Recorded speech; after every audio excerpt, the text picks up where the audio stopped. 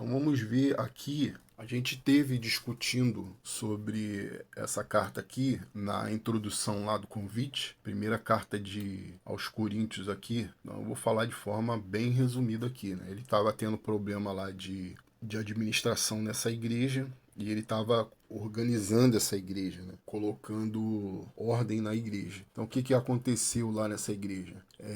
Vaidade. Fulano fala melhor, então eu sou de fulano. Fulano se veste mais adequado, eu sou de ciclano.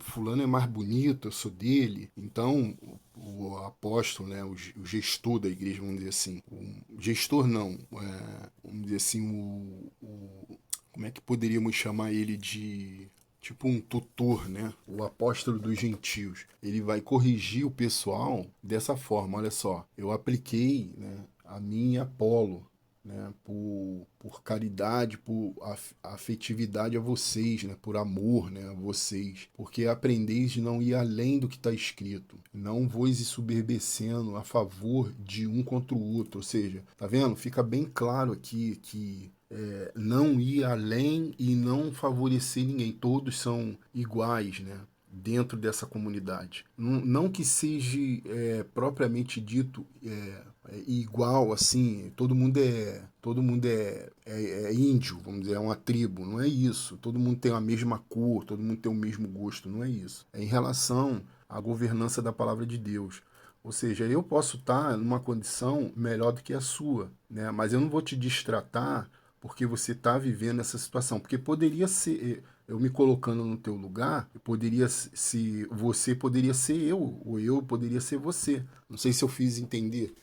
A minha condição é melhor do que a sua. Então, se eu estou na condição de te ajudar, eu me comovo em ser igual a você, de ser condescendente, né? Ser verdadeiramente um ser humano com empatia, né? Com espiritualidade, com, sei lá, a gente pode botar aí vários adjetivos que pode engrandecer, nos enobrecer, né? Como seres humanos, né? Eu vou deixar por sua conta você determinar isso daí. Enfim, não destratar ninguém pela sua condição, né? Mas todos entendermos que somos iguais e não ir além. Qual é a advertência aqui? Não ir além, né? Principalmente a favor de qualquer um. Outro também, que é bem parecido, que a gente também já viu em cartas posteriores, é essa passagem aqui de Pedro. A gente vai lá ver. Aqui eu não vou ler tudo não, só vou ler acho que a primeira linha, segunda linha só a segunda linha. Então você pode ver aqui que se alguém falar, fale segundo as palavras de Deus. Se alguém administrar, administre segundo o poder que Deus dá. Então aqui a gente poderia explorar bem aqui, mas vamos ser objetivos, né? A autoridade da palavra. Se você falar alguma coisa em relação à vida espiritual, em relação às coisas de Deus, você deve se limitar ao quê? Né? Aqui já está falando claramente que você deve falar o que está escrito. Não é ultrapassar. Vamos ver outra situação. Essa outra carta estava tendo problemas com o gnosticismo, né? O que seria o gnosticismo? Eles não acreditavam na purificação, nem no espírito e nem no que era ensinado pelos apóstolos. Isso fazia com que ele fosse aversivo, né, à mensagem do evangelho. Por exemplo, eles falavam que não havia ressurreição, falavam que a água não purificava, que não existia Espírito Santo. Então, muitas outras coisas. É uma área que tem que ser tratada para a gente poder entender. Mas, em resumo, né, o apóstolo, outro administrador, esse aqui é apóstolo dos judeus, ele vai dizer que todo aquele que prevarica, né? Prevaricar é adulterar, né? Mudar, e não persevera na doutrina de Cristo, não tem a Deus. Quem persevera na doutrina de Cristo, esse tem tanto ao Pai como ao Filho, né? Então fica bem claro aqui, né? Não mudar a palavra, né? Você não ir lá e alterar, eu acho que é isso, particular interpretação. Não tem como. Então acho que fica claro em relação à autoridade. Aqui a gente está tendo um ponto de vista da autoridade da palavra, né? Então, a doutrina de Cristo. Vamos ver aqui mais essa de Tessalonicenses.